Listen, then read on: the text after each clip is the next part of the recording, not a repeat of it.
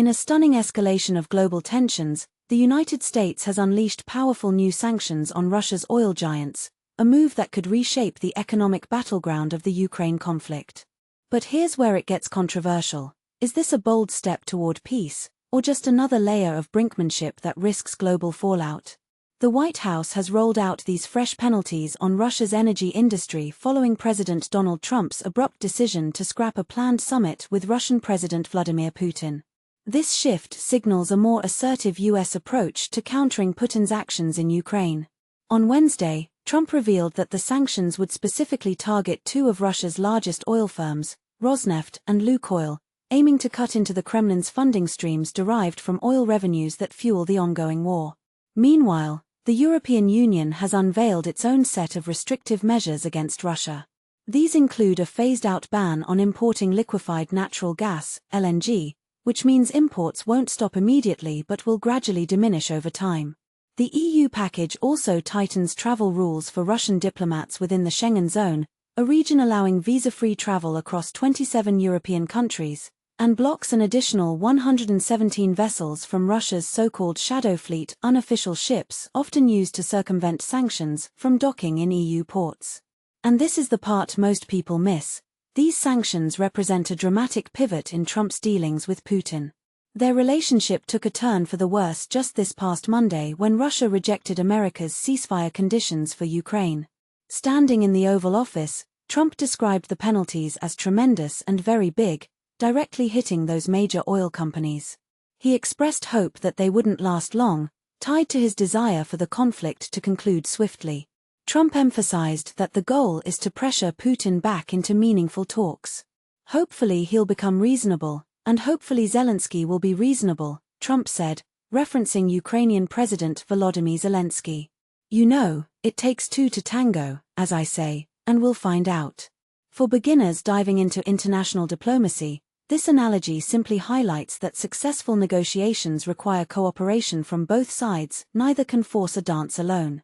While these initial oil-focused steps might not immediately cripple Russia's economy, they did cause oil prices to spike by nearly 3%, or over $2 per barrel. The measures also carry a warning of secondary sanctions, which could penalize foreign entities buying Russian oil. To clarify, secondary sanctions are punitive actions against third-party countries or companies that continue to trade with targeted entities, effectively extending the reach of U.S. penalties beyond direct Russian targets.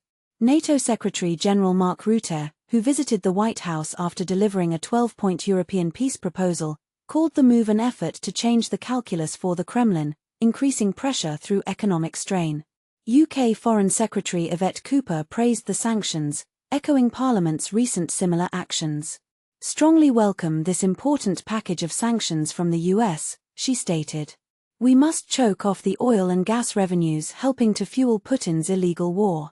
But let's talk about the summit cancellation. It's a plot twist that begs the question, was this meeting ever genuinely on track? Last Thursday, Trump announced intentions to meet Putin in Hungary, sparking intense diplomatic buzz.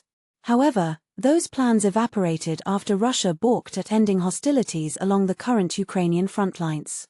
In the Oval Office on Wednesday, Trump confirmed the summit was off.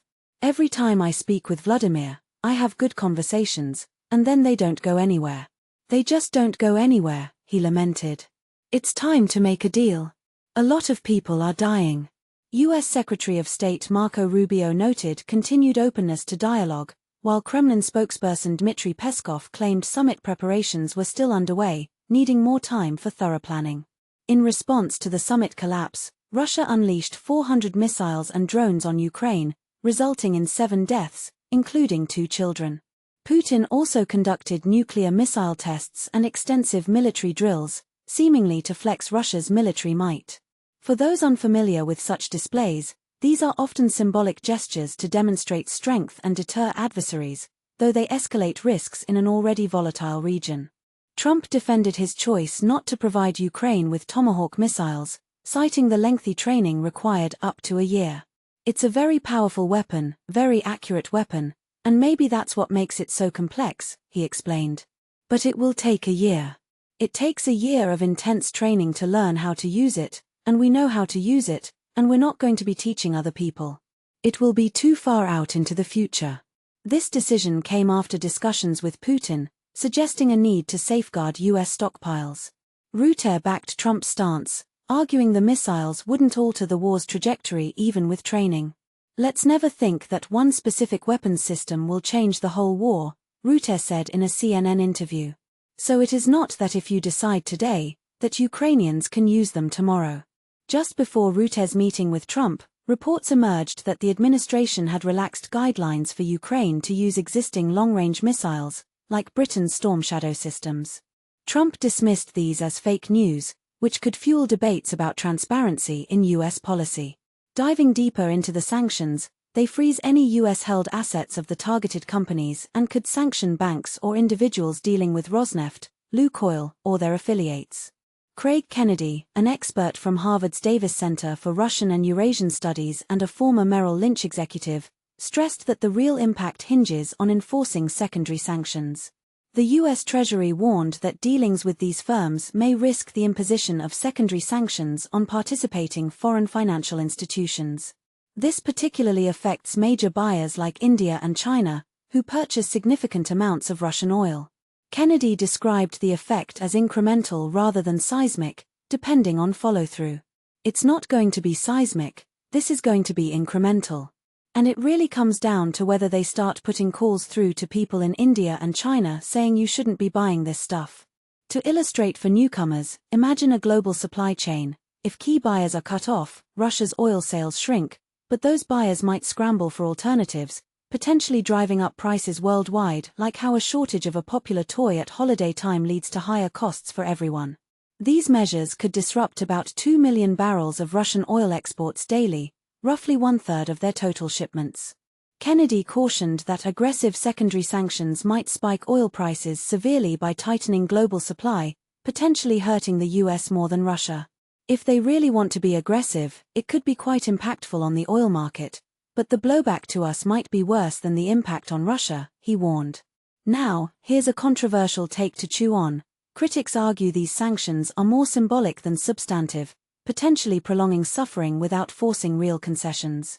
Supporters, however, see them as a necessary lever for diplomacy. What do you think? Will economic pressure bring Putin to the table, or is there a hidden counterpoint, like covert negotiations that could backfire? Do you agree with withholding advanced weapons from Ukraine to avoid escalation, or should allies push for more direct aid? Share your thoughts in the comments and let's discuss.